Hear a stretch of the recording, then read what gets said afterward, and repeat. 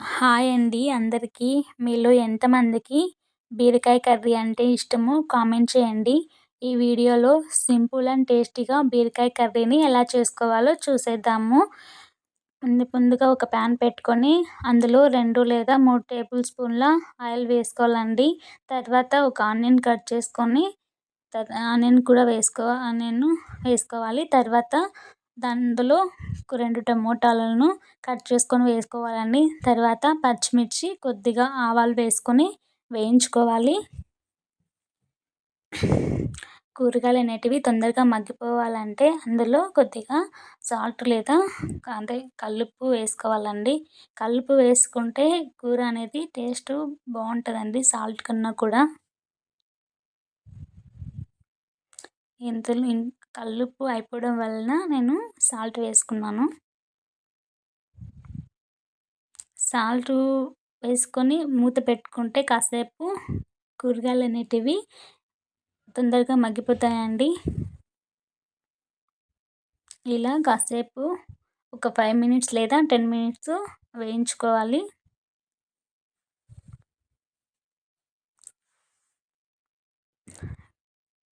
తర్వాత అందులో కట్ చేసుకున్న బీరకాయ ముక్కలను కూడా వేసుకోవాలి.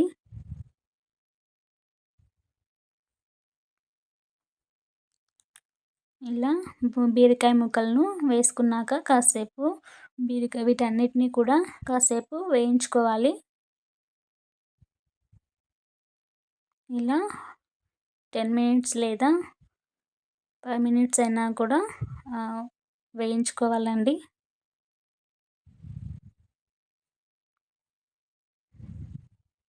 కూరగాయలు అనేటివి ఎంత బాగా కుక్ అయితే కూర టేస్ట్ అనేది అంత బాగుంటుందండి.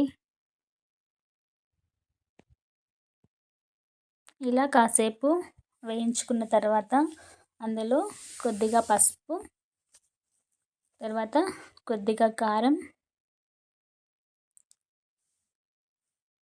తర్వాత కొద్దిగా ధనియాల పొడిని వేసుకోవాలి.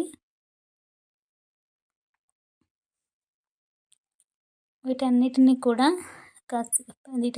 కూడా మరలా ఒక 5 లేదా 10 మినిట్స్ మళ్ళీ వేయించుకోవాలి. ఇవన్నిటి కూడా బాగా కలిసే విధంగా కాసేపు కలుపుకోవాలి.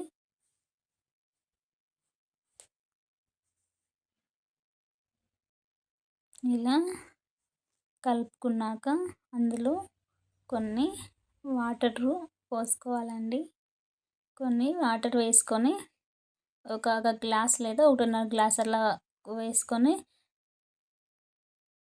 కాసేపు ఉడికించిన తర్వాత వాటిని దింపేసుకోవాలి.